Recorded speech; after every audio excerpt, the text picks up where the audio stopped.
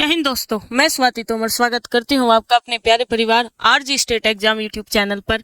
तो आज हम भक्ति काल के कवि सुंदरदास जी के बारे में जो भी महत्वपूर्ण बातें हैं वे सारी बातें पढ़ेंगे। आप सभी बच्चों का साथ चाहिए। सभी बच्चे ये YouTube के इतिहास में हिंदी साहित्य सीरीज इस तरह से आपको कहीं नहीं मिलेगी। आप सभी बच्चों का साथ चाहिए। सभी बच्चे ज़्यादा से ज़्यादा साहित्य सीरीज को शेयर करेंगे और कमेंट करके बताएंगे कि आज की वीडियो आपको कैसी लगी। तो आज हम सुंदरदास जी के बारे में पढ़ेंगे और सुंदरदास जी के बारे में जो भी महत्वपूर्ण बातें हैं वे आज मैं आपको बताऊंगी। तो आप सभी को सबसे पहले ध्यान रखना है कि सुंदरदास जी के गुरु दादू दयाल, कल ही मैंने आपको दादू दयाल के बारे में बताया था। दादू दयाल के शिष्य सुंदरदास जी हैं और सुंदरदास जी के गुरु दादू दयाल जी हैं। तो दादू दयाल जी कौन है? सुंदरदास जी के गुरु। सबसे ज्यादा पढ़े लिखे संत हैं। जैसे कि आप सभी को पता ही है कि कबीरदास जी पढ़े लिखे नहीं थे, धर्मदास जी ने ही उनकी रचनाओं का संकलन किया था बीजक के रूप में। इसी तरीके से सुंदरदास जी ये जितने भी संत थे, रैदास, कबीरदास, गुरु नानक, इन सारों में सबसे पढ़े, सबसे ज्यादा शिक्षित संत थे सुंदरदास जी। तो ये महत्वपूर्ण बातें उनकी पूछी जाती है।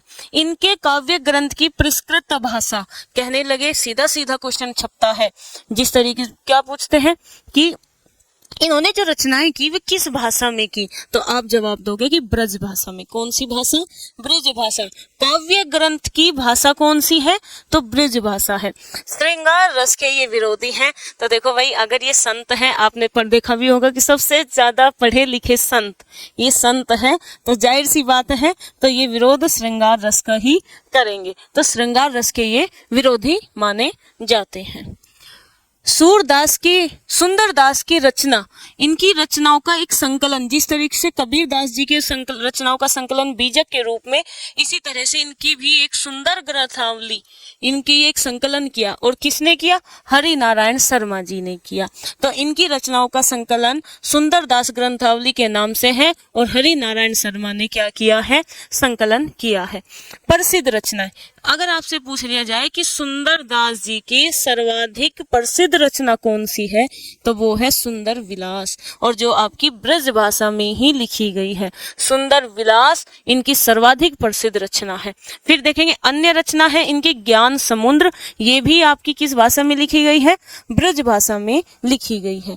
ठीक है। और आप सभी को पता ही है कि इस टाइम पे जो मैंने सीरीज चला रखी है वो निर्गुण काव्य धारा के संत जितने भी हैं इन सब की चला रखी है। तो ये आपके रैदास हुए, कबीरदास जी हुए, दादू दयाल हुए, सुंदरदास हुए, गुरु नानक हुए, ये सब आपके क्या है? निर्गुण ज्ञानाश्रयी शाखा के कवि है और ये क्वेश्चन आपके पूछे जाते हैं। फिर आता है ढूंढारी बोली का प्रयोग किया साहित्य को लिखने में, मतलब सीधा सीधा प्रश्न छपता है। सीधा सीधा प्रश्न छपता है कि सुंदरदास जी ने अपने साहित्य में किस बोली का प्रयोग किया, सर्वाधिक किस बोली का प्रयोग किया? तो भाई वो बोली है ढूंढारी बोली। सर्वाधिक अपने साहित्य को लिखने में ढूंढारी बोली का प्रयोग किया। इन्हें शंकराचार्य के रूप में जाना जाता है। तो भाई इन्हें क्या, किसके नाम सबसे ज्यादा? इन्हें शंकराचार्य के रूप में जाना जाता है।